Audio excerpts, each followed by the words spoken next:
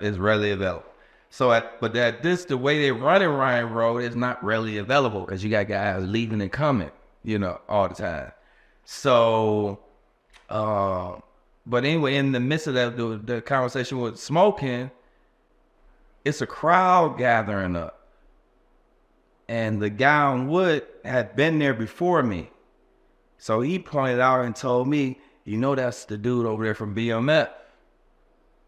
And I'm like, man, I got out last year. I kind of heard about them guys, but I just didn't believe they was making that much money. This is '09.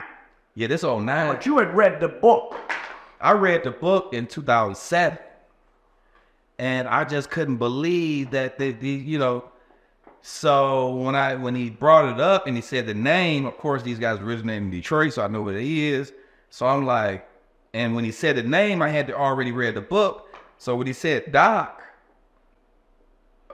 Williams Marshall. I know when he said the name at the time, I said, damn, I remember from reading the book. And the book was sort of like a documentary, so you feel like a lot of it is real. So I'm like, whoa, he told on he told on Terry and Meech. I'm like, wow. So as we walking and turning the corner, you can see you got different names of Muslims that's in prison. But at this particular time, it was Moors Americans, short for Moabites. They were, it was a bunch of them over there talking to him. Just a bunch of guys. It was like he was a semi-celebrity, like literally, like. And so we kept walking, but we was talking about it. A friend of mine told me that, they got him here. I don't know exactly what for, but I'm assuming to testify. Yeah, some type of coming back to testify on somebody, Or they could have just been hiding them there, or, because it was a safe. It was safe. And like I said, the people that was there that actually knew, they was treating him like celebrities. So obviously they knew it wasn't going to be a problem. So that's pretty interesting. Now,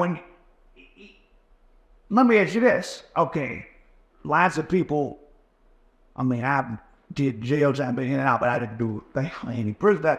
But when you're really in the prison yard system, as we know, a lot of people, in a lot of cases, a lot of people do some type of state's evidence informing. When you were in Michigan State prison, right, was it really that thing of like, oh, who told, let's stab him or not? Nah, see, state and federal is definitely different. And each state might be different. Yeah, and each state. How was it where you were at with people that were people trying to figure out, did someone tell, or if it wasn't your case, no one cared? Well, literally, it got to the point, back when I first went to prison in 1993, it was a process of changing that you seen. But back then in 93, I say all the way up into the 2000s maybe, yeah, you had guys that would, if you would come through prison with a bold case and they knew you had a bold case, oh, you're getting stabbed. Oh, really? Oh, yeah, you're getting off the yard. Now, what's a bold case? You mean?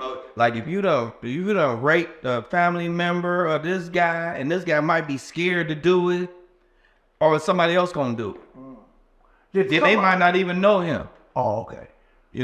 But would they check? Would it have to be in the paper? Yeah, it would be a process because trust me, it's unbelievable.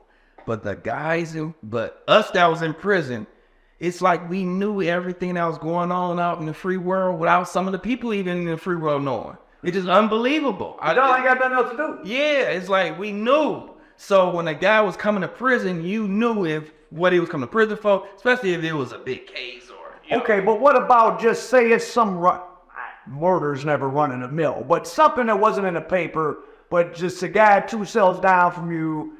Are you, maybe not you, but are people trying to figure out? Did he tell on his? Well, no one care if it wasn't involving you. No, people care. See, this is the thing. You might not have your neighbor trying to figure it out, but trust me, if you in there for something bold, people in prison, we ain't got nothing else to do. Like we searching out, who is you? What's your name? What you?